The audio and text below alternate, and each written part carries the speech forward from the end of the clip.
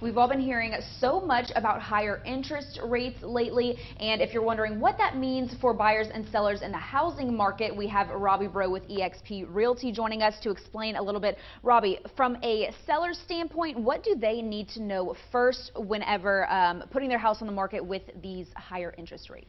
So first thing to be able to really kind of keep in mind is interest rates in March, April were roughly 4%. So if I had a $250,000 loan, principal and interest, now we're going to keep taxes and insurances out because that's going to vary differently based on, the property type and whether or not you're in or out of city limits. But to keep everything consistent, that 4% interest rate resulted in a $1,200 a month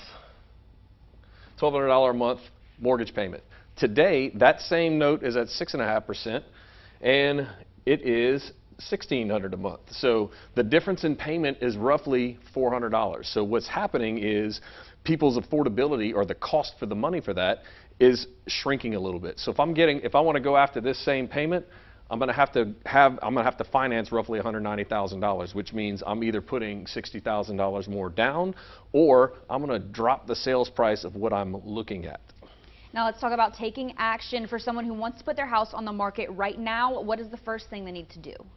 Perfect. So when most agents go and take a look at what's happening in past sales, we're looking at homes that have sold in the last 6 to 12 months. But if I do that, I'm also not taking into account the cheaper money that people were buying these homes at. So what we're noticing right now is homes are staying on the market a little bit longer, particularly in our upper end pricing. So what ends up happening, 3, 4 months, 6 months down the line, they end up dropping the price of their home. And if they need to make another adjustment, they make another adjustment here. So, if we're keeping in mind, because the cost of money is right here, we take the comparable sales, because, we're not in the spot where we can stretch the amount of the value that we're looking at.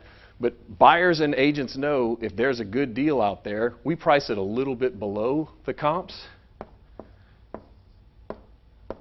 to where it appears to be a good deal. Now we're at a spot where multiple people are saying, oh man, this is a much better deal. I don't have to worry about going and competing with everybody else. And what ends up happening, more than one person sees it, you end up getting a shot for a potential competitive offer situation.